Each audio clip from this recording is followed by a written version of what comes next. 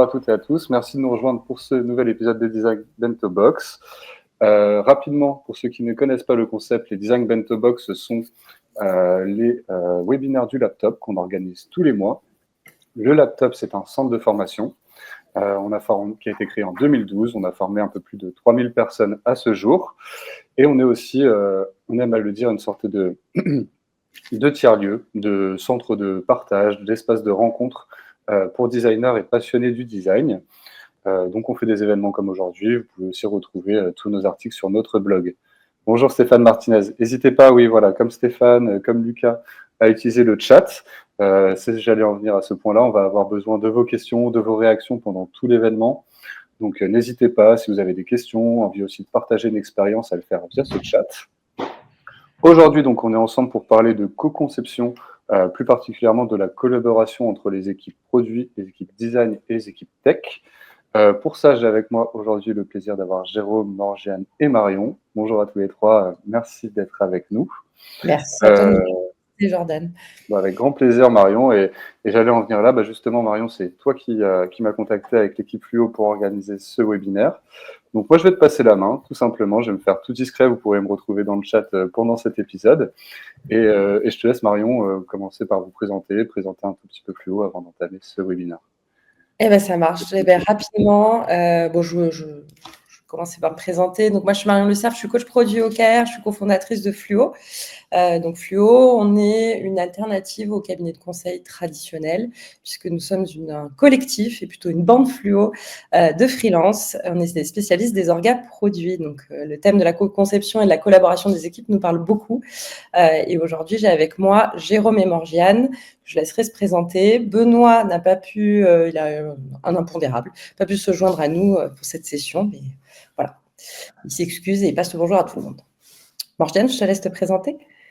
Hello, donc moi c'est Morgiane, je suis coach produit Orga, je fais partie du collectif dont Marion vient de faire la présentation, donc Fluo.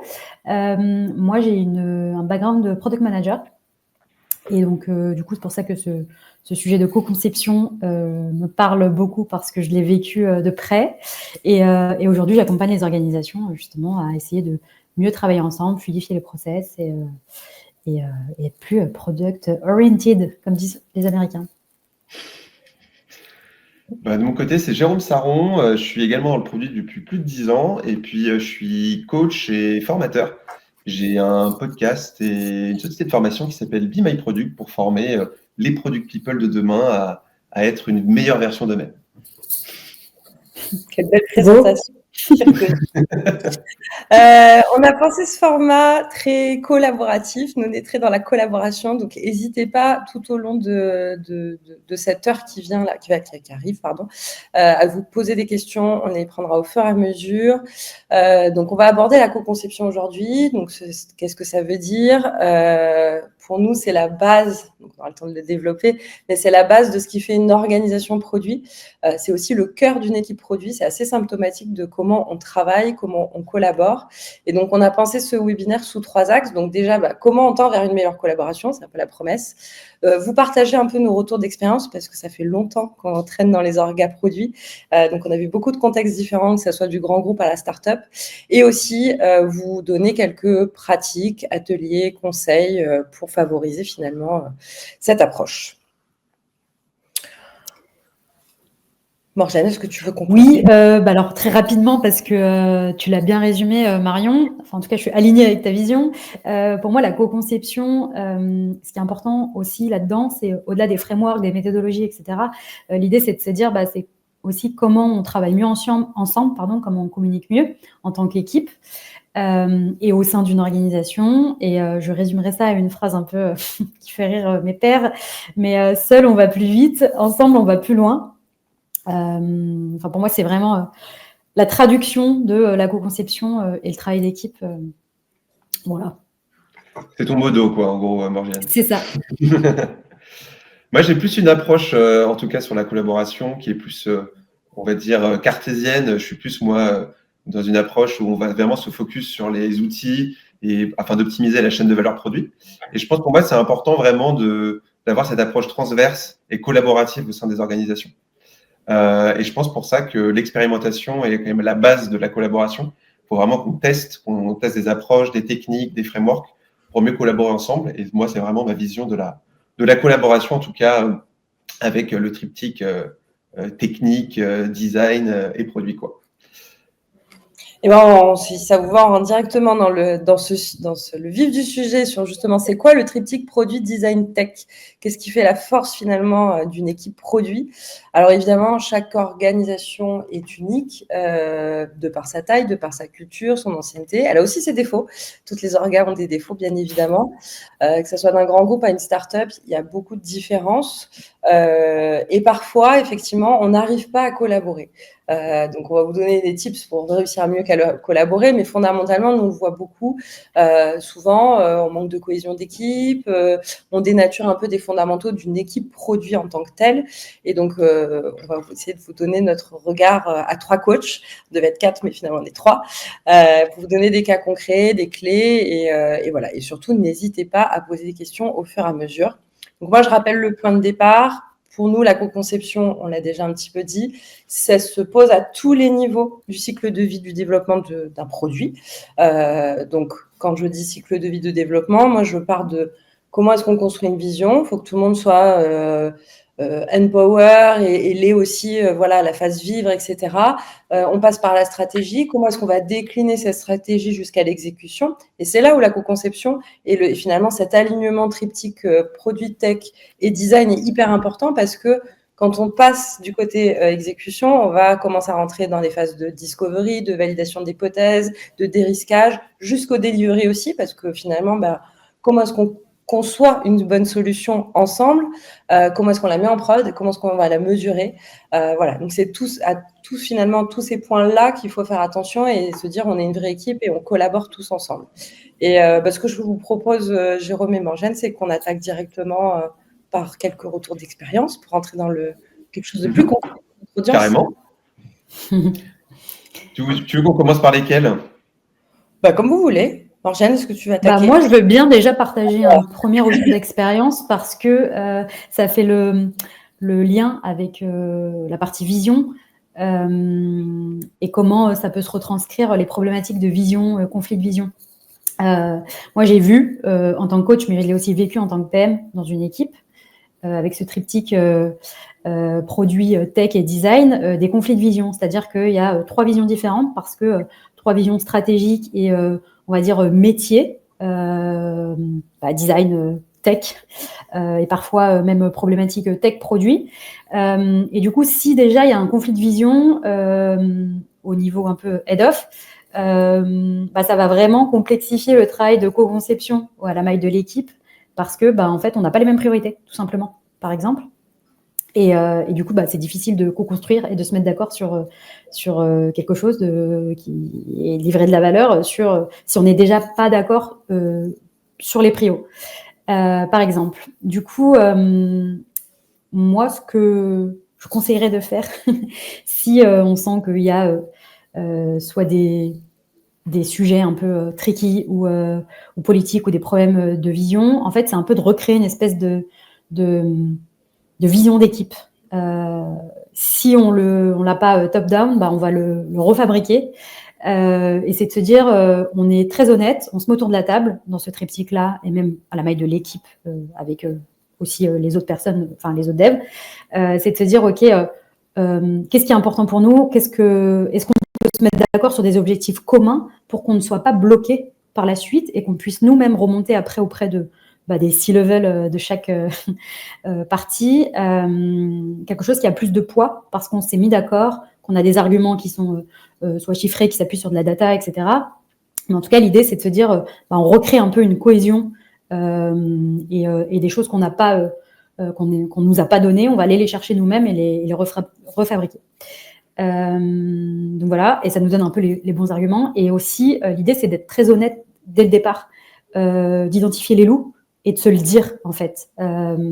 Parce que je me rends compte à quel point le fait de se dire les choses, ça débloque ce problème presque de légitimité entre les objectifs qu'on nous donne et ce qu'on essaie d'atteindre en tant qu'équipe. Et souvent, pardon, je te coupe, Marjane, mais c'est souvent symptomatique de contexte où on se dit la tech parle mal avec le produit, le design est mis sur le côté, mais faut aller chercher cette racine aussi. Alors, on donnera des exemples après à la My Équipe plus concrets, mais effectivement, aller chercher cette dynamique, se réaligner et se dire on est vraiment, quand on fait du produit, moi je dis souvent, on est sur du one team, c'est-à-dire que c'est pas le PM d'un côté, le designer de l'autre, on se passe des bouts et ensuite l'équipe de développement qui réalise. Non, on travaille tous ensemble et ça c'est fondamental. C'est ce désilotage en fait, que tu cherches à atteindre, quoi. C'est ça, et puis de la communication en fait, c'est jouer carte sur table. Se dire les choses, identifier ces problématiques-là, qu'elles soient organisationnelles ou autres, et de se le dire, parce que ça va mieux en le disant en fait. C'est vraiment, ça peut paraître bateau, mais ça évite après d'être dans des discussions sans fin. Ok, on a déjà identifié ça, c'est un problème pour nous et pour le succès de ce qu'on veut. J'ai le mot en anglais, achieve en tant qu'équipe, Jean-Claude Van Damme. Mais bref, tout ça pour dire que c'est hyper important de se dire les choses, d'identifier ces problématiques-là très vite pour pas que ce soit un souci après, quoi. Donc, en tout cas, on ait les bons arguments pour pallier à ça. Utilisez vos rétros d'équipe pour vous dire tout ça et pour vous améliorer dans cette pratique et cette collaboration en fait tech, produit, design. C'est important. D'ailleurs, moi j'ai été choquée de voir que parfois les designers, quand on n'a pas un designer par équipe, ce qui est assez commun, que les designers ne soient pas invités au rétro ou ne viennent pas tout simplement. Donc j'imagine qu'il y a beaucoup de designers dans l'audience. D'ailleurs, n'hésitez pas à nous poser des questions. Hein. Ça aussi, essayez de vous rendre présent. Je sais que c'est pas facile quand on intervient sur plusieurs équipes en même temps, mais justement quand on identifie un problème de collaboration au sein d'une équipe avec laquelle on collabore, aller en rétro et en fait sortir les choses, prendre des plans d'action, reclarifier les rôles et responsabilités aussi. On s'en parlait avec Jérôme et Morgane quand on a préparé. Il y a une segmentation aussi du rôle du PM. Il y a les PM qui veulent faire beaucoup de discovery parce que la discovery, ça a l'air sympa, il y a de la paillette, etc. Mais une discovery faite que par un PM, ça n'a pas autant de valeur. Alors, s'il n'y a pas de product designer, il se débrouille. Mais de travailler conjointement avec son product designer, c'est la clé. Et même d'embarquer ensuite ses devs aussi dans ces phases de discovery-là. Tu me fais le lien tout tracé, Marion. C'est magnifique. De mon côté, moi, j'avais choisi un premier use case qui est vraiment le gros groupe. Moi, ça m'est arrivé il y a maintenant quelques années où je travaillais dans une grande banque française où justement, on avait un gros problème en fait de ressources.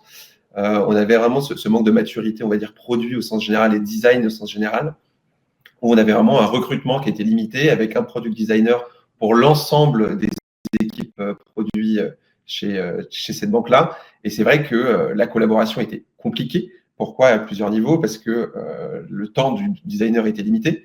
Il avait beaucoup d'équipes à gérer, beaucoup de fonctionnalités à gérer. Et justement, il a fallu trouver les clés dans ce problème de disponibilité et essayer également d'impliquer davantage les personnes et de créer un peu ce lien entre la technique et le designer. Pourquoi? Parce que la problématique qu'on avait déjà à cette époque-là, c'est vraiment cette segmentation et ce silotage. C'est-à-dire que le product manager se retrouvait vraiment au centre des discussions. On était à la fois le point d'entrée de toutes les questions tech et on était également le point d'entrée de toutes les questions design. Et donc, le designer venait nous voir, le designer ne parlait pas avec la tech et inversement, la tech venait nous parler et ne parlait pas forcément avec le designer. C'est un use case qui revient assez fréquemment, vraiment ce silotage des trois métiers. Et on a vraiment ce point d'entrée, ce point d'entrée principal qu'est le PM, qui souvent n'a pas forcément d'appétence design très évoluée et n'a pas forcément des appétences tech très évoluées non plus. Et donc, il se retrouve souvent en fait à faire le lien entre les deux, à créer des quiproquos, créer des problématiques de transparence et de communication entre les différents pôles. Et donc, le but, c'est de trouver vraiment, c'est de créer cette synergie entre les trois, de casser un peu tous ces silos. Et par quoi ça passe? Nous, je sais que à notre niveau, en tout cas, dans cette banque-là, à ce niveau-là, ce qu'on avait essayé de mettre en place, c'était des ateliers de co-conception, à la fois mettre des ateliers de co-conception avec un design system. Je sais que ça nous avait énormément aidé. Pourquoi? Parce que de mettre des ateliers de co-création sur un design system, ça permettait à la fois d'intégrer la technique. Pourquoi? Parce que eux, ils avaient toute cette vision technique sur le design system. Quand j'appuie sur ce bouton, qu'est-ce que ça fait? Et si je mets cette box, on va dire, en avant, qu'est-ce que ça va créer? On a toutes les questions sous-jacentes techniques qui vont qui vont apparaître. Et on va avoir toutes les questions de design, un peu vraiment de recherche utilisateur qui vont apparaître. Et en fait, on a réussi à vraiment casser ces silos, à intégrer les designers dans les ateliers de co-conception, dans la recherche utilisateur. Et ça va permettre vraiment de créer cette synergie. Et c'est des petits ateliers étape par étape qui vont permettre en fait de casser tous ces silos. Et comme le disait Marion aussi, le plus important, intégrer les designers dans les rétros, aussi bien les designers que la technique dans les rétros. Et d'ailleurs, ça me fait penser à des choses que j'avais implémentées aussi par rapport à ce que tu racontes, Jérôme, sur comment on peut arriver finalement à implémenter cette co-conception par petits pas, parce que voilà, si vous êtes dans une organisation où voilà, tout est siloté et que vous avez du mal à travailler ensemble, il y a quelques petites clés que vous pouvez essayer, enfin des choses que vous pouvez tester. Alors moi, j'appelle ça le board de maturation. Donc si vous utilisez Jira ou tout autre outil de gestion de votre flux de travail. Le board de maturation, c'est un board qui vient en amont finalement de votre definition of ready.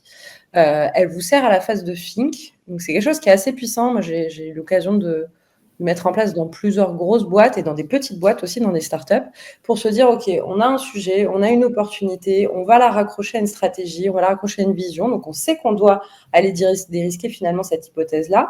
Mais fondamentalement, comment est-ce qu'on va construire la solution? On ne sait pas encore. Donc, on va se poser finalement avoir plusieurs colonnes. Donc, ça, c'est un peu à l'équipe de le décider aussi. Ça redonne aussi un mouvement et de s'approprier aussi cette co-conception, de se dire, on va commencer à avoir peut-être une maille épique et de se dire, OK, on a ce problème-là, on a une intention de solution qui commence à émerger.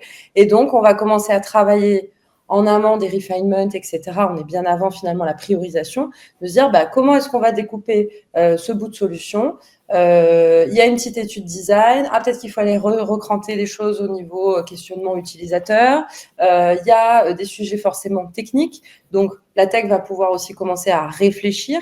Et après, on se retrouve et on rediscute de tout ça. Et le PM, évidemment, est au milieu de toute cette animation, de se dire, OK, chacun prend sa casquette avec ses skills parce que vous n'êtes pas là par hasard, que vous soyez développeur, designer ou product manager. Vous avez tous des compétences. Vous n'avez pas toutes les compétences des uns des autres et c'est bien normal. Mais comment est-ce qu'on arrive finalement à découper le problème et de se dire, OK, là, on sait qu'on va avoir une complexité technique. Comment est-ce qu'on va aller finalement faire un MVP qui va être beaucoup plus rapide à tester, mais comment est-ce qu'on arrive à imbriquer aussi le design pour se dire, on va pas faire une expérience trop dépréciée non plus sur ce MVP-là qui a un sens.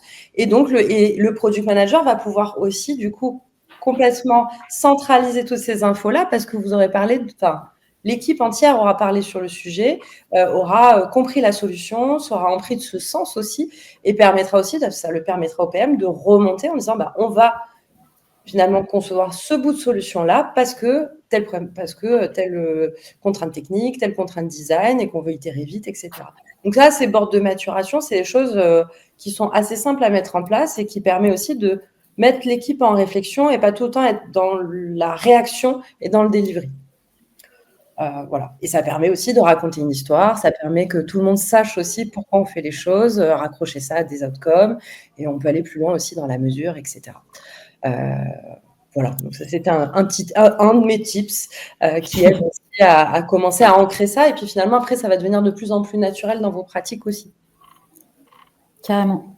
Moi, si je peux rajouter une notion qui est hyper importante de ma vision,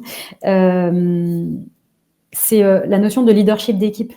Et vous faisiez référence, par exemple, à des types d'organisations où déjà le designer, il est dans un studio, un peu ailleurs, et donc il ne fait pas partie de l'équipe.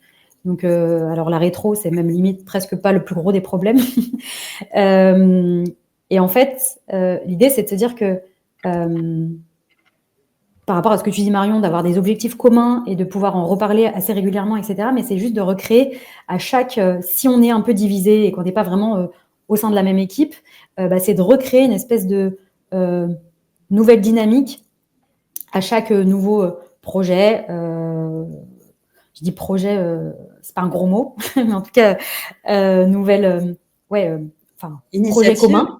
Initiative, ouais. Exactement, pour justement recréer ce truc-là d'équipe, en fait. Et je parle de leadership d'équipe parce qu'on parlait tout à l'heure un peu des rôles et responsabilités. En fait, on peut aussi jouer là-dessus pour que ce soit un peu tournant. pour que juste se dire, si on a par exemple ces boards de maturation ou des éléments qui nous permettent de voir, d'échanger régulièrement sur nos objectifs communs, etc., et voir où on en est, ça rassemble l'équipe. Donc ça, c'est génial.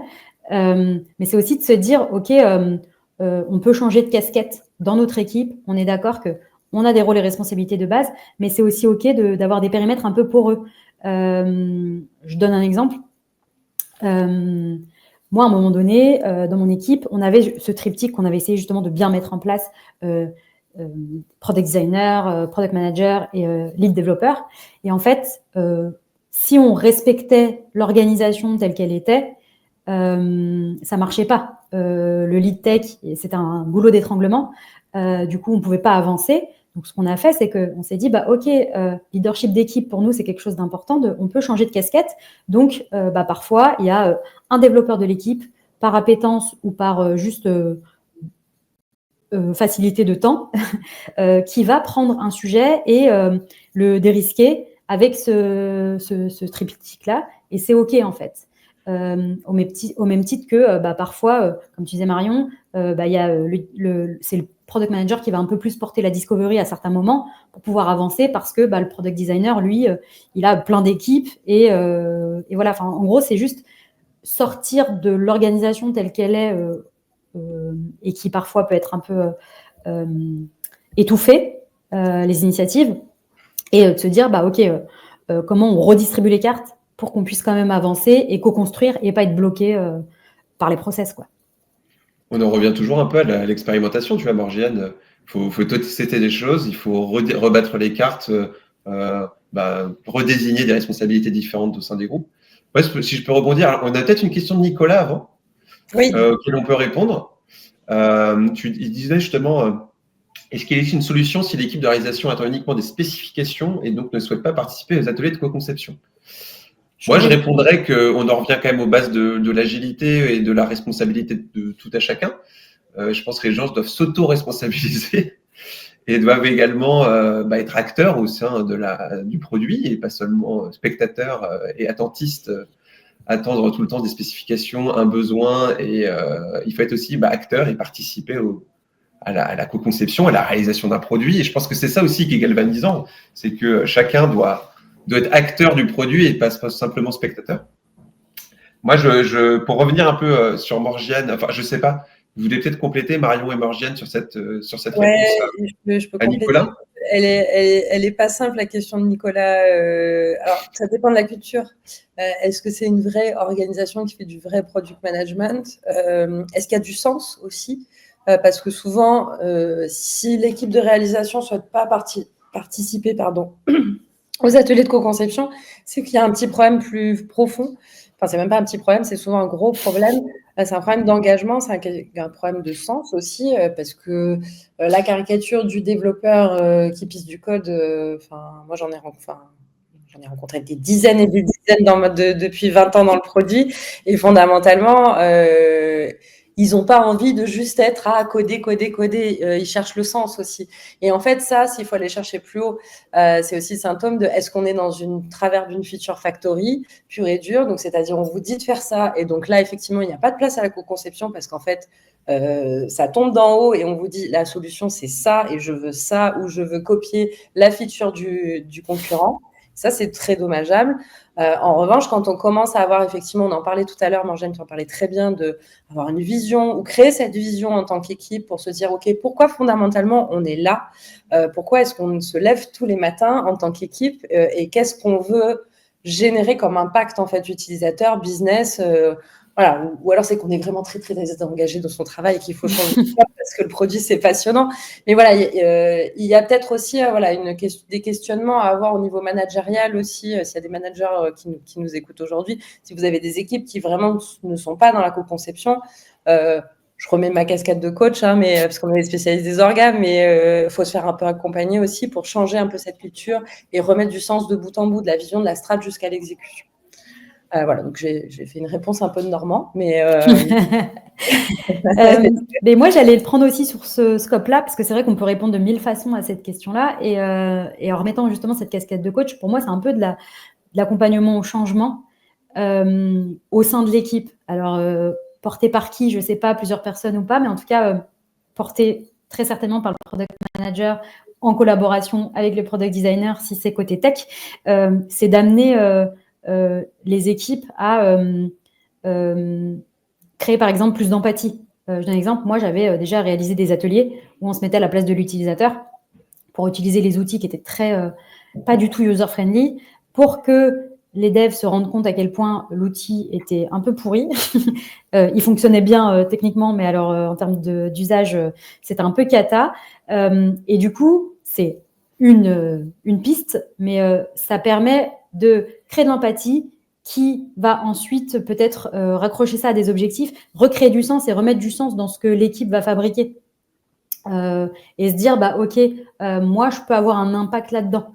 Et surtout, enfin, pas surtout, mais aussi, pour moi, il y a aussi une question de, un peu comme, alors ça, c'est encore la casquette de coach, mais pour éviter de frustrer les gens et de les forcer à voir comme nous, avoir la même vision que nous, c'est aussi un peu lâcher le vocabulaire et les frameworks et des méthodologies précises et juste dire, ok, revenir à des basiques avec un vocabulaire qui est compréhensible, juste pour se dire, ok, mais en fait, ça serait cool de se dire, ok, à quoi ça sert nous ce qu'on fait, en fait, au final. Et ça revient un peu avec ce que tu dis, Marion, à quoi ça sert qu'on se lève le matin pour aller au boulot, au-delà de payer les factures et des latés à 5 €, comme on disait, mais en fait, c'est vraiment amener sans forcer, sans dire mais si, mais parce qu'on doit répondre à une vision et à des objectifs, etc. Vraiment se dire ok, nous en tant qu'équipe, on a envie de faire quoi ? Enfin, pourquoi c'est important pour nos utilisateurs, quoi. Enfin, bref, je vais m'arrêter là parce que là, je commence à partir dans tous les sens, mais Non, c'est une notion qui est importante. Quand on fait de la co-conception, donc quand on a ce prisme fort en tant qu'équipe, on est super fiers aussi de ce qu'on réalise. Donc, quand il y a des succès, c'est la fête. Et quand on se trompe et qu'on se prend des murs, parce qu'il faut se tromper, c'est important en tant qu'équipe, on apprend ensemble. Et il n'y a plus ce côté de ah ouais, non, mais on se rejette un peu la patate. Non, mais c'est parce qu'on ne s'est pas bien compris entre produit et tech, ou ah oui, non, on ne s'est pas bien compris sur le design de la solution. Non, en fait, quand on travaille vraiment très aligné, on parle d'une voix. Tout le monde est capable de raconter cette histoire on prend n'importe qui dans l'équipe, pourquoi est-ce que vous avez fait ça ? Parce qu'on a pensé ça, parce qu'on a testé ça, parce qu'on a eu tel insight. Et puis après, si on s'est trompé, on s'est trompé. Et puis on apprend vite et on change de braquet et on corrige. On en revient en fait à l'expérimentation et la responsabilisation, responsabiliser les équipes aussi là-dessus. Moi, j'ai une expérience justement dernièrement, c'était il y a 6 mois, je travaille dans une start-up. Et justement, cette responsabilisation des équipes et cette expérimentation, ça a été vraiment un gros challenge parce qu'il a fallu trouver un peu notre rythme de croisière sur la co-conception, à la fois tech et avec le product designer. Et on a mis vraiment pas mal de temps à trouver notre formule magique, on va dire. On a expérimenté plusieurs formats et on a commencé au début à faire un tout bonnement d'une discovery assez classique. On se prenait des ateliers de 1 heure par semaine pour faire du continuous discovery sur les nouvelles fonctionnalités qui arrivaient un peu dans la manette, dans le product backlog, pour essayer de voir ce que pensaient les utilisateurs, essayer de trouver un peu la fonctionnalité qui avait le plus de valeur, en tout cas, à livrer assez rapidement. Puis en fait, on s'est rendu compte très vite que ce format assez classique de 1 heure par semaine pour faire du discovery avec les équipes, ça marchait pas, tout simplement, parce que les gens étaient pas assez impliqués, parce que ça leur parlait pas forcément, parce que même le format d'1 heure par semaine n'était pas assez adapté pour avancer avec le bon rythme. Et on en est venu vraiment à se poser, à en discuter, à faire des rétros dessus. Et ce qu'on a décidé de faire, c'est de faire des daily. Alors, ça peut paraître débile, mais comme on peut avoir un daily dans une équipe Scrum, on a fait des daily discovery qui duraient à peu près une demi-heure juste après la pause déj, où on se posait avec les équipes, on essayait de tourner. Il fallait que dans l'équipe de dev, il y a toujours un dev différent qui vienne, toujours par binôme. Mais on essayait aussi de responsabiliser les équipes techniques à ce que toujours une personne différente vienne, s'approprie les sujets, comprenne de quoi on parle. Et à la fois aussi que moi, PM, j'étais présent, mais également, on avait un product dev qui était… product designer qui étaient présents à tous les ateliers. Et comme ça, on avançait petit à petit. Alors, on utilisait des méthodologies spécifiques. On était vraiment sur une méthodologie spécifique. Moi, après, on s'en fout un peu de la méthodologie. Ce qui comptait vraiment, c'est de voir comment ça fonctionnait et comment on avançait. Puis cette formule, elle a vraiment bien marché. On l'a gardée dans les équipes et c'est comme ça qu'on fonctionnait toujours avec les équipes pour avancer petit à petit et pas à pas. Et je pense que cette expérimentation, elle est nécessaire et cette responsabilisation aussi. Et le truc, c'est d'essayer. Et à un moment, ça va payer, quoi, de toute façon. C'est comme ça que ça marche. Il ne faut pas avoir peur, en fait, de se remettre en question. Tout à fait. C'est là où ça crée plus de cohésion d'équipe et ça crée aussi le rythme de l'équipe. Enfin, vous n'êtes pas obligé de vous calquer en tant qu'équipe surtout dans des grands orgas, l'équipe d'à côté fonctionne comme ça, ils font tel et tel ateliers pour travailler ensemble. Peut-être que vous êtes une équipe forcément différente. Enfin, les organisations sont différentes, les gens qui la composent aussi. Et donc, ce qui va marcher à côté ne marchera pas spécialement pour vous. Et donc, c'est trouver, comme tu disais, Jérôme, le bon cadre, en fait. Et effectivement, sur toutes les approches de Discovery, alors il y a beaucoup de frameworks qui ont émergé, notamment Discovery Discipline. Alors, il y a plein de choses très bien dans Discovery Discipline. Pour autant, moi, j'ai vu des équipes s'enliser en disant on n'arrive pas à faire de la co-conception, on n'arrive pas à faire de la discovery, parce qu'on n'a pas le temps. C'est souvent le problème du temps, où on a la tête dans le guidon du delivery, donc ça, c'est encore un autre sujet à côté. Et ils ont essayé d'expérimenter la méthode, mais en fait, ils se sont retrouvés à faire du cycle en V sur de la discovery, à ne pas réussir à engager correctement parce que c'est trop complexe. Donc, faites des choses qui vous ressemblent, en fait, et des choses qui paraissent naturelles. Alors, on va peut-être passer aussi à vous donner des conseils sur quelques types d'ateliers que vous pouvez adapter, que vous pouvez déjà simplifier si vous êtes en démarrage sur une équipe où vraiment on a du mal à se parler.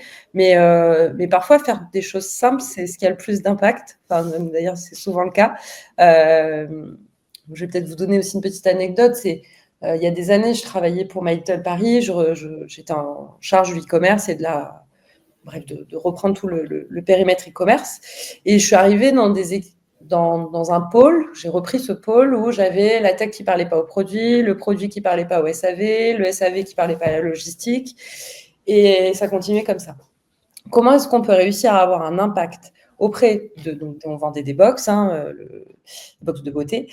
Comment est-ce qu'on peut avoir un impact utilisateur si le SAV ne parle pas à la logistique ne parle pas à la tech, puisque tous les problèmes sont liés. On est sur un bout en bout de OK, je commande une box jusqu'à ce qu'elle arrive chez mon abonné dans un temps record.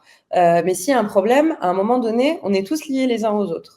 Et en fait, en peu de temps, en remettant de l'agilité, en utilisant, moi j'ai utilisé tous les rituels Scrum, et j'avais un pôle, donc on était une 20aine de personnes, donc sur tous ces métiers-là, j'avais aussi le CRM, et en fait, j'ai fait participer au rétro, tout ce qui a été planification aussi, la responsable du SAV, la responsable logistique, la responsable CRM, parce que ça permettait justement de s'aligner et de se dire, OK, comment est-ce qu'on va prioriser ? Là, moi, je perds du temps avec mes équipes SAV pour répondre parce que mon outil, il est pourri et qu'on a peut-être un peu d'optimisation à faire parce que les équipes techniques géraient tous les outils internes aussi.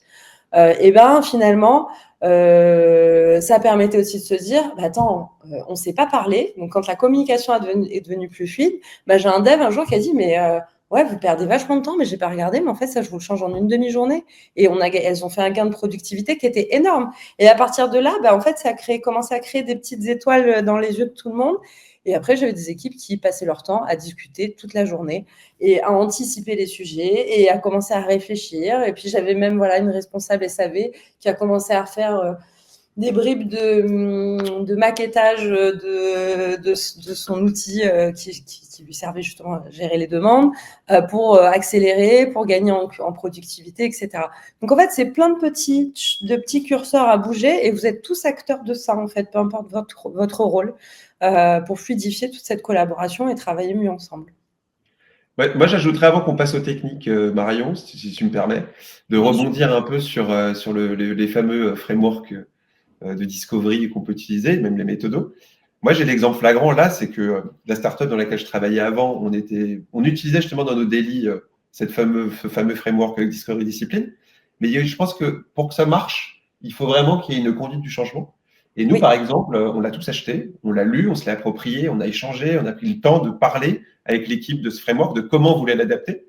Et là, dernièrement, je suis en mission chez BetClick Group, un groupe, etc. On a le le framework qui est ce même framework qui est utilisé chez Betclic. Seulement, personne ne se l'est approprié, il n'y a pas eu de conduite de changement, il n'y a pas eu de formation dessus. Et on se retrouve, en fait, comme tu disais, à faire du cycle en V. Et les personnes sont frustrées parce qu'en fait, elles se retrouvent à écrire de la spec et sur du discovery. Et ben, on se retrouve un peu dans un mode projet et plus dans un mode produit. Et les personnes, en fait, ne se retrouvent pas là-dedans, ne sont pas alignées dedans et se retrouvent à faire de la discovery avec les fameuses étapes du focus qui sont à moitié remplies. Parfois même pas rempli du tout, parce que les gens ne s'identifient pas à ces méthodes-là, parce qu'on ne les a pas formées, il n'y a pas eu de conduite de changement, tout simplement. Mais d'ailleurs, si je reviens à mon exemple de board de maturation, c'est un moyen d'aller vite aussi sans se mettre un gros framework, parce qu'on se dit, OK, de quoi on part? On part de notre hypothèse, qu'est-ce qu'on veut générer, comment est-ce qu'on pense le mesurer, et qu'est-ce qu'on veut avoir comme impact business utilisateur. Bon, et à partir de là, chacun prend sa casquette et commence à se dire, et après on se dit, il faut qu'on le livre assez rapidement. Donc, on réduit le scope, et donc on avance facilement, et on n'a pas besoin de passer des phases et des phases d'atelier là-dessus, parce que finalement, si on s'aligne déjà sur ce qu'on veut faire au début, ça déroule assez vite. Si je pouvais résumer deux compétences qui sont hyper importantes au-delà des frameworks, c'est la communication, se parler. En fait, ça semble bateau. Et d'ailleurs, quand on a un peu évoqué le sujet de comment on co-conçoit en équipe, etc., en fait, les premiers réflexes, ça a été dans nos discussions, en fait, ça va de soi, faut se parler, quoi, faut travailler ensemble. Sauf qu'en fait, on voit bien dans les organisations qu'on accompagne ou quand nous-mêmes, on est collaborateurs dans une entreprise, c'est plus compliqué que ce qu'on pourrait croire, parce que chacun a la tête dans le guidon ou parfois des objectifs un peu différents, etc. Mais donc, du coup, c'est vraiment communiquer et surtout accepter de se tromper. Parce que je reprends aussi les propos de Florian sur Insert Framework Name, ça marche pas, c'est nul. En fait, c'est pas une question de framework. C'est en effet, on itère et on teste, mais ça marche pour tout. Pour des fonctionnalités comme l'organisation, comme des frameworks, comme n'importe quoi dans la vie de toute façon. Et vraiment, en fait, c'est se dire, OK, c'est OK si ça marche pas. Parce que le nombre de fois où j'ai entendu justement des gens qui disent, en effet, c'est nul, ça marche pas. Mais oui, mais en fait, on apprend, on essaye de résoudre un problème en y accolant une solution, mais c'est peut-être pas la bonne solution. Mais un peu comme quand on fait du produit. Donc peut-être c'est pas la bonne méthode, peut-être que ça convient pas. Exactement, le temps de s'approprier et surtout se dire, OK, si ça fonctionne pas, on se donne le droit de se dire qu'on s'est trompé et qu'on teste autre chose. Et c'est OK, en fait. Et du coup, ça va aussi avec le droit de se tromper, qui est quand même quelque chose d'assez difficile dans les organisations, en tout cas que moi j'ai vu. On n'accepte pas de se tromper, quoi. Même si c'est valeur, agilité, product management et compagnie, au final, dans la vraie vie... c'est un problème de culture aussi. On n'est pas dans une culture anglo-saxonne avec une culture de l'échec qui est mise en avant. L'expérimentation, qui est la base quand même du product management, c'est de se tromper, d'essayer, et quand ça paye, tant mieux. Complètement. Vous voulez qu'on passe sur la partie peut-être atelier ? Ouais, on peut passer sur la partie atelier. Ça fait 39 minutes que nous parlons tous les trois. Il y a quelques questions, mais n'hésitez pas, c'est le moment parce qu'il ne nous reste plus beaucoup de temps sur ce format. Donc, n'hésitez pas à nous poser toutes les questions que vous auriez au regard de tout ce qu'on a dit. On est parti un peu plus loin que la pure co-conception, mais on a élargi le cadre, forcément. Mais oui, partons sur des exemples d'ateliers. Donc, vas-y, Jérôme, tu étais lancé. Non, mais c'est bien de rappeler que c'est aussi un échange. On n'est pas là qu'aussi à parler de nos expériences. Donc on est quand même tout oui à l'idée de vous entendre et de nous poser des questions. Le but, c'est aussi de challenger nos idées et d'écouter un peu peut-être vos frustrations, ce qui va pas et comment on peut vous aider si on a déjà rencontré cette situation dans nos expériences personnelles, quoi. Moi j'ai 3 ateliers phares que j'aime bien mettre en place. Alors je les mets pas tout le temps en place, ça dépend des organisations, des situations, des contextes en fait produits. Moi ce que j'aime bien mettre, c'est le prototype ping-pong. Alors avec d'ailleurs ce mot un peu barbare, c'est quoi? C'est que j'aime bien en fait dans une équipe, c'est de responsabiliser les gens toujours. C'est que chaque personne mette en place, chaque équipe en fait, on va diviser l'équipe en deux, créer chacun son prototype de manière assez rapide et il se le passe à l'autre équipe en face pour qu'il le teste et l'améliore. Donc, en fait, ça va permettre de scinder l'équipe en deux. Une première partie, l'équipe va créer un prototype, va l'envoyer à la deuxième va essayer de l'améliorer, la renvoyer et créer un genre de ping-pong, vraiment un échange au sein de l'équipe, dynamiser un peu les échanges et de voir en fait ce qui marche pas. En fait, ça permet de lancer des discussions, lancer des débats et en même temps, en plus, d'avoir vraiment dans ce côté co-conception, peut-être d'un côté une première équipe qui est très tech, de l'autre côté une équipe plutôt design, et de vraiment créer ce ping-pong design tech et de voir un peu, ouvrir un peu les chakras un peu de chacune des deux équipes pour voir, ah bah oui, j'y avais pas pensé, si je fais ça, il va se passer ça. Vraiment lancer des débats et des discussions là-dessus, quoi. Les résultats, en fait, ça permet de faire quoi, ce genre d'atelier? C'est d'avoir des meilleures idées, ça permet de vraiment stimuler l'imagination, stimuler vraiment l'amélioration continue et de permettre aussi de tester les idées et donner naissance peut-être à de nouvelles idées qui n'auraient peut-être pas eu lieu de base. Morgane, tu as peut-être un atelier, toi, que tu veux mettre en avant que j'attaque les deux autres? Ouais, alors moi, ce que je vais partager, c'est ça va très bien avec ma personnalité, c'est que je ne veux pas partager d'atelier type, mais c'est plutôt mon conseil. En plus, je crois qu'on a un public majoritairement design. En fait, utilisez les choses que vous savez faire et adaptez-les à votre équipe. Je donne un exemple. Moi, j'adore utiliser le design sprint, mais pas du tout dans les règles du design sprint. En fait, c'est pas que… Bon, bref. Du coup, l'idée, c'est d'adapter, en fait. Si je veux craquer un sujet en équipe, eh ben, on va se prendre peut-être une après-midi ou moins, dépendamment. Voilà, c'est pour ça que je dis que c'est pas exactement dans les règles de l'art. Mais c'est juste se dire, OK, moi, qu'est-ce que je sais faire en tant que product designer ou peu importe votre métier, qu'est-ce que je maîtrise bien comme compétences d'atelier et du coup, comment je peux l'adapter à mon équipe pour construire selon le sujet. Si c'est un mini-sujet, on peut faire un mini-design sprint juste pour se dire, OK, je donne un exemple un peu plus précis, on a fait un peu de veille sur ce qui existe sur le marché, chez nos concurrents, etc. On a récupéré de la data sur notre produit. Donc, en fait, je viens et j'ai déjà pas mal d'informations que je peux partager avec toute mon équipe. Donc, en fait, je donne les clés pour co-construire ensemble, mais en adaptant des choses que je sais déjà faire. Voilà. Enfin, en tout cas, mon conseil, c'est ça. Oui, non, il n'y a pas besoin de réinventer la roue. Il n'y a pas besoin d'aller sortir la grande armada de choses qu'on ne maîtrise pas. L'essentiel, c'est de se baser aussi sur ses acquis. Et comme tu disais, un design sprint, oui, alors on n'est pas obligé de le faire dans les règles de l'art, mais c'est les concepts fondamentaux qui sont intéressants en fait autour de ça. Donc, designers, inspirez-vous de tout ça pour secouer un peu vos équipes aussi et les entraîner finalement dans votre flow à vous aussi. C'est important. Ça permet aussi, je fais un pas de côté, mais ça permet aussi d'avoir de l'empathie les uns les autres et une meilleure compréhension aussi de son travail, de faire ça. Voilà. Moi, j'ai un autre atelier qui revient assez souvent parce que je pense que ça répond à une frustration qui est quand même assez globale dans le milieu produit.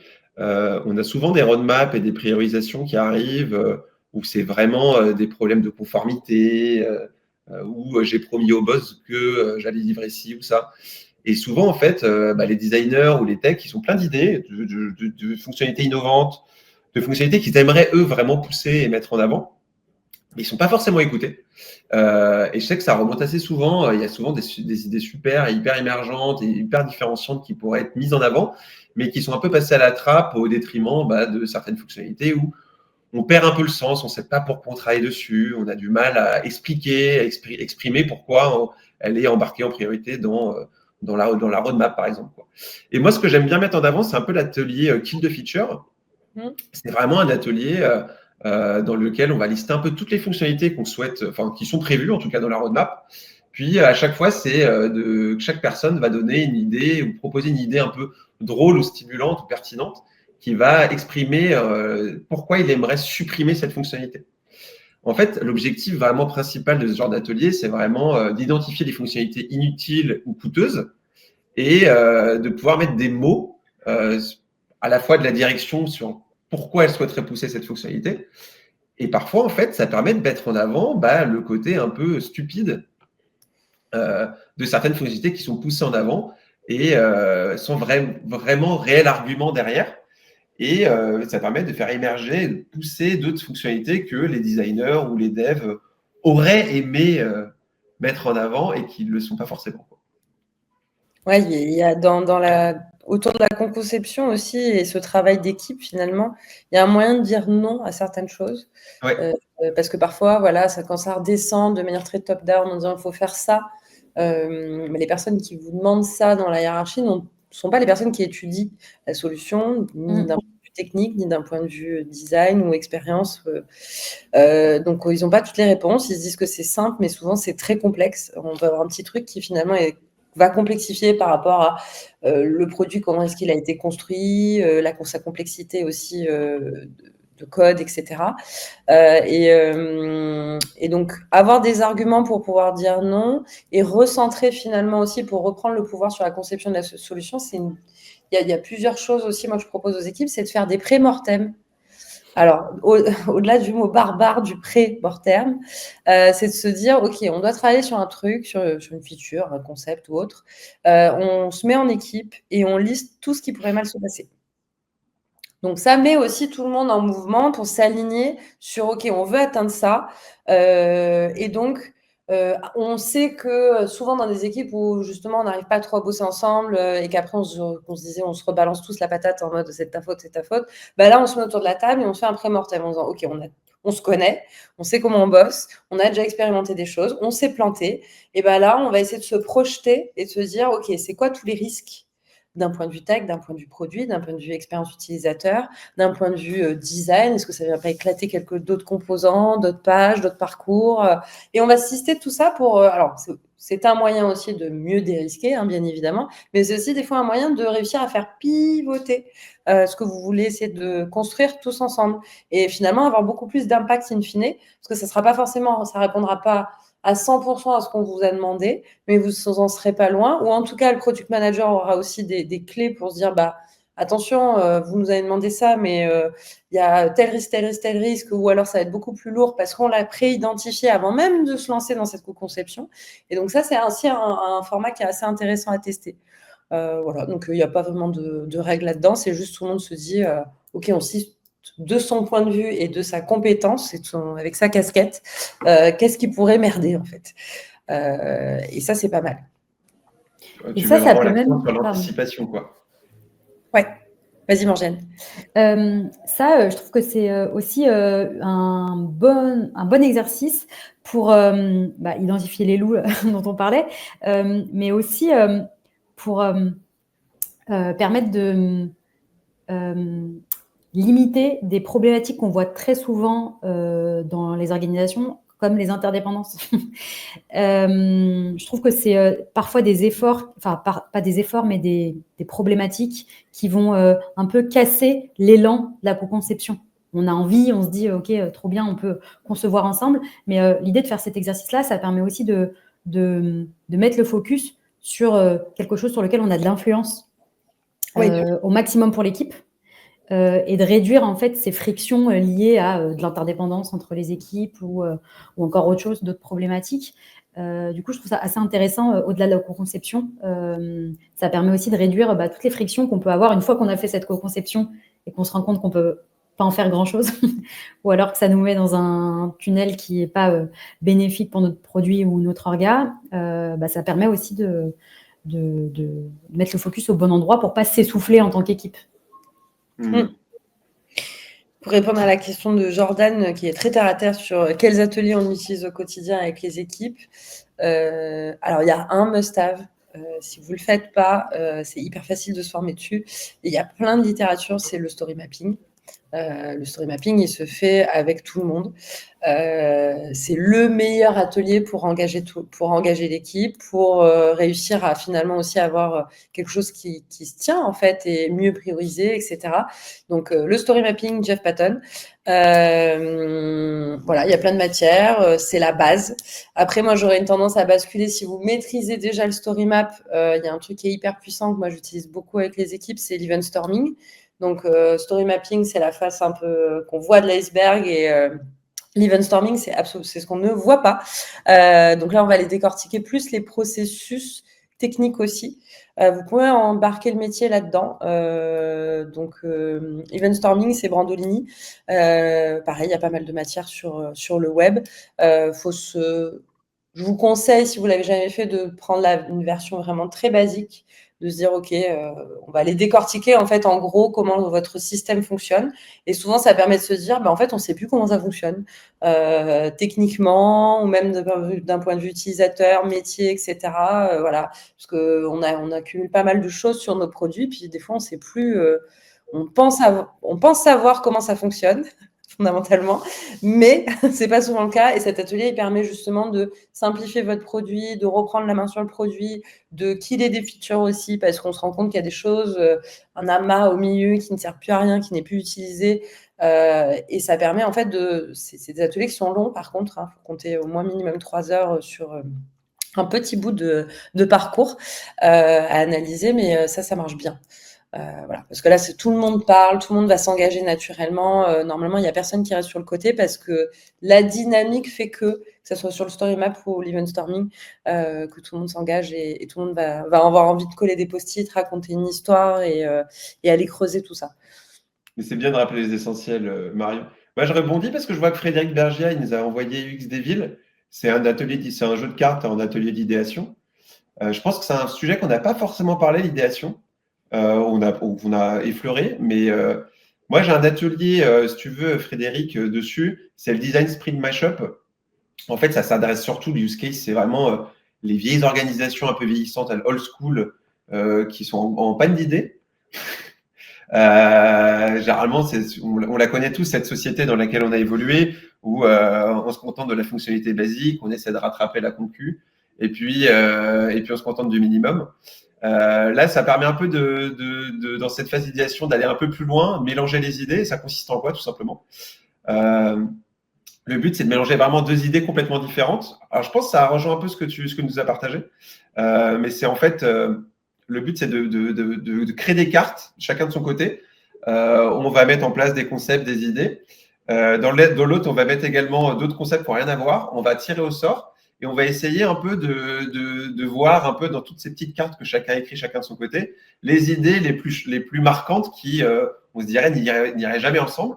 Et ça permet un peu de générer des idées. Moi, j'ai quelques exemples que je peux vous donner qu'on a eu, mais par exemple, vous travaillez par exemple par un moment sur une application de méditation pour Samsung, par exemple. Et puis, on s'est dit, pourquoi pas avoir une application de méditation avec un chatbot qui nous engueule, par exemple. Ou d'avoir, par exemple, un chatbot qui répond uniquement avec des GIFs. Donc, on lui envoie, on lui écrit, on lui parle. Et en fait, sur ces organisations ultra vieillissantes, ça permet d'avoir un côté hyper disruptif, imaginatif, qui permet un peu de casser les codes et d'aller un peu plus loin, de sortir un peu de nos carcans, de nos idées, de faire simplement, je ne sais pas, une petite fenêtre dans laquelle on envoie un feedback ou ce genre de choses. Et on peut avoir des idées un peu changeantes. Qui donne un côté un peu plus jeune. Et ça apparente vachement à ces organisations très old school où souvent on se contente vraiment du bare minimum, quoi. C'est un peu remettre un peu d'inspirationnel dans ce qu'on fait au Exactement. quotidien. Stéphanie qui nous demande si on a un atelier qui ressemble à un Vie ma vie. Moi, j'ai envie de répondre, le Vie ma vie, c'est très bien. Je l'ai fait beaucoup quand j'étais interne et quand j'étais head of dans mes équipes. Justement, quand j'avais un nouvel arrivant, quand je voyais qu'il y avait commencé à avoir des frictions ou que l'équipe s'agrandissait, je disais, OK, donc tu vas aller passer, quand je vous parlais du service client tout à l'heure, chez My Little Paris, typiquement, on avait un truc, c'est que chaque nouveau arrivant dans l'organisation devait passer au moins 2 jours avec le service client. Et donc répondre aux clientes, prendre la main pour vivre vraiment tout ça et comprendre en fait les problématiques des abonnés, ce qui était remonté, la pression aussi qu'il pouvait y avoir sur le service client. Donc, et pareil, on envoyait et souvent aussi, je faisais un petit refresh. Quand je voyais que ça commençait à moins se parler, j'envoyais la moitié de l'équipe, un dev par-ci, un dev par-là, allez hop. Là, tu vois, où ça crissait, ça disait, ouais, il y a plein de problèmes qui sont remontés par le SAV. Et hop, j'ai envoyé la personne un peu répondre aussi aux clientes pour qu'ils comprennent aussi que ouais, ça le gavait un peu de régler un petit problème parce qu'on avait autre chose de plus prioritaire et qu'en fait, fondamentalement, ça n'allait pas lui prendre beaucoup de temps, mais qu'en gain de productivité à côté et en en relâchage de pression aussi sur les épaules de mes équipes service client, bah, ça a aidé beaucoup. Et donc, oui, ça existe. Et oui, il faut faire ça. C'est hyper important. Et vous aussi, donc, enfin, les designers, quand vous n'êtes pas intégrés à l'équipe et que c'est difficile, si vous rencontrez notamment des difficultés à faire comprendre aussi votre métier, n'hésitez pas à les inviter, à dire, bah, viens, on va passer une journée ensemble, je vais te montrer comment je bosse, comment je fais, j'en sais pas, mon UX research, comment je fais mes maquettes, comment je fais tout ça, comment je fais mon proto. Et en fait, même prendre un dev avec vous, bah, ça va lui apprendre vachement de trucs. Moi, j'ai eu des grosses innovations dans les boîtes dans lesquelles j'ai bossé ou celles que j'ai accompagnées en disant, bah, je vais envoyer un tech lead et un développeur proche d'un sujet qui lui tenait à cœur, suivre les interviews utilisateurs. Parce que là, d'un coup, ça faisait ah bah oui, mais attends, mais là, on a un gros pain point, mais nous, on peut le régler en moins d'une demi-journée de nouveau. Alors que en tant que designer ou en tant que PM, on n'a pas forcément cette vision-là. On va se dire, oh là là, il y a encore plein de problèmes qui émergent, comment est-ce qu'on va prioriser ça, ça va prendre du temps, etc. Alors qu'envoyer la tech avec vous et le prendre justement un peu dans ce vis-à-vis, bah, ça marche bien. On en revient à collaboration, alignement, cohésion. Et moi, si je peux partager un truc aussi, alors ça remplace pas le vrai vie ma vie, parce que rien ne remplace la réalité du terrain, mais moi, j'avais organisé des ateliers hyper simples, un board Miro ou un board de n'importe quel outil, et en fait, en mettant des missions, des objectifs, bah, tu es dans la peau, toi, équipe numéro 1, tu es dans la peau de tel utilisateur, et tu dois jouer ce jeu-là, enfin ce job-là. Je suis désolée, je suis vraiment en franglais, mais ce rôle, c'est quoi le jobs to be done, quoi, enfin de chacun, et avec certains outils, et surtout interdiction d'utiliser les outils du quotidien. Exemple, les devs, pour aller chercher ton information, interdit d'utiliser tes outils pour aller requêter des bases de données ou quoi que ce soit. Enfin, tu pas de Postman, pas de SQL. Seulement l'interface utilisateur. Et du coup, après, c'est bon chance. Ça dépend de l'objectif aussi de l'atelier, mais bon chance à toi pour faire ce que tu as envie de faire en tant qu'utilisateur. Et ça permet vraiment de se mettre pour de vrai à la place des utilisateurs, quoi. Il y a rien de mieux que de le vivre. Et en fait, ça peut ressembler à un truc très simple, quoi. Faut juste définir le cadre, le terrain de jeu. Yes. Il nous reste 2 minutes avant la fin de ce webinaire. Est-ce qu'il y a d'autres questions? On peut vous balancer 2-3 autres ateliers comme ça sur le temps. Il y en a un dont on n'a pas parlé, c'est le Tres Amigos d'ailleurs. Je recommande le Tres Amigos. Oui. Et oui, très important aussi parce que ça permet d'aller bien se comprendre en tant qu'équipe, comprendre si la solution qui est développée, elle a été bien comprise de bout en bout, parce que voilà, il y a aussi ce côté des fois, ça part en développement et puis derrière, en fait, on s'est pas bien compris parce qu'on n'a pas bien fait notre co-conception, on n'a pas bien communiqué, et donc ce qui a été compris par le développeur, c'est ce qui part en prod. D'où aussi l'importance de ce travail en amont, et le Tres Amigos, il vient plutôt après, mais pour tout ce qui est test, etc. Tu peux rappeler, Mario, brièvement, le Tres Amigos, c'est quoi les questions types qu'on doit se poser et comment ça se déroule pour ceux qui ne connaissent pas? Alors, moi, je l'adapte en fonction de l'équipe, mais voilà, c'est de se dire quel est le besoin de l'utilisateur, quelle est la valeur ajoutée, est-ce que là, finalement, on est aussi dans ce qu'on s'était donné comme intention, et est-ce qu'on valide bien notre hypothèse aussi au départ. On va remonter aussi, souvent, j'ai eu des équipes où on le fait avec la QA, mais c'est de se dire aussi, on va aller plus loin, on va aller tester tous les cas aux limites aussi, pour voir finalement si on n'a pas eu des effets de bord. Donc c'est souvent il intervient au moment du test, quoi.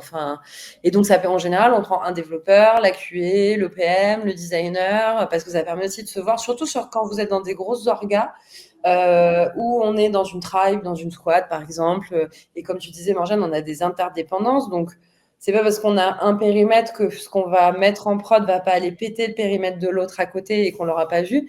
Et ce format-là, il est hyper puissant parce qu'en fait, il permet aussi de dire OK, on va aller tout tester de bout en bout, on va aller au plus loin aussi dès qu'il y a la marge et donc on va aller voir s'il n'y a pas un impact caché qu'on n'aurait pas vu pendant la phase de développement. Voilà, en tout cas, c'est comme ça que je le pousse. Moi, j'ai un dernier atelier hyper important aussi qui est très puissant, c'est l'apéro ou le café.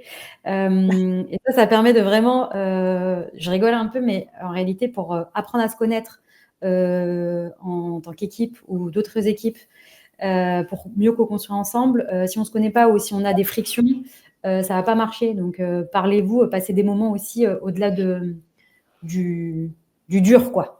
Buvez des cafés ensemble, prenez l'apéro, mais en tout cas, voilà, c'est un vrai. Ouais, et comme tu aimes bien les lattés, ça tombe bien, quoi. Exactement. Je me permets d'intervenir. Merci beaucoup à tous les trois pour tous ces partages, d'avoir partagé comme ça toutes vos expériences ou les petits secrets issus de vos missions. Si on retient, peut-être, moi je retiens en tout cas pour faciliter la collaboration, beaucoup de dialogue, de l'expérimentation et de la responsabilisation. Bon, il y avait plein d'autres choses dans ce que vous avez dit, mais c'est les 3 mots qui m'ont marqué, qui j'ai l'impression revenaient assez souvent. Merci à toutes et tous de nous avoir suivis. N'hésitez pas à me dire dans le chat, là, rapidement, pour ceux qui sont encore avec nous, si vous avez apprécié cet environnement LinkedIn qu'on teste, qui est une première pour nous, par rapport à si vous nous suivez depuis un moment, par exemple, par rapport à ce que vous pouvez faire sur YouTube ou sur Livestorm, je serais assez preneur d'un petit retour. De notre côté, moi, j'ai été ravi, encore une fois, Jérôme, Marjane, Marion, merci beaucoup de vous avoir avec nous. J'en profite pour dire qu'on vous retrouvera en janvier au laptop pour un petit atelier. Donc, enfin, je dis petit, c'est une façon de parler, c'est un atelier qui sera sur les OKR, en présentiel. Je ne sais pas si tu veux en dire un petit mot, Marion. On est en train de réfléchir. Alors, ça sera moi ainsi que Juliette Lorenz et Chloé Garel. D'ailleurs, je fais une petite promo puisqu'on a un format très OKR qui s'appelle 36-15 OKR que vous pouvez retrouver, vous pouvez vous inscrire sur le site de Fluo. Donc, on se voit une fois. C'est un rendez-vous mensuel, où on traite des problématiques des OKR. Et ce qu'on va faire avec vos laptops, c'est en construction. Donc, ce sera certainement un serious game. Sous quelle forme, qu'est-ce qu'on va aller chercher. On va essayer d'ouvrir un peu sur la compréhension des OKR, mais on vous en dira plus dans les communications prochainement. Voilà. On garde le suspense. Merci beaucoup, Marion. Et puis voilà, pour vous dire aussi qu'avant les vacances, si vous voulez, nous, on a un workshop qui s'organise le 9 décembre sur l'IA et la recherche. On aura aussi la fameuse soirée de Noël. Enfin voilà, vous retrouverez tout ça sur notre agenda, sur notre site directement sur le laptop. Merci encore d'avoir été avec nous. Encore un grand merci à tous les trois. Et merci à vous tous. Merci. Merci à tous et merci Jordan pour l'invitation. Oui. Avec plaisir. Avec plaisir. Hop là, au revoir. Bonne journée, salut. Bonne journée.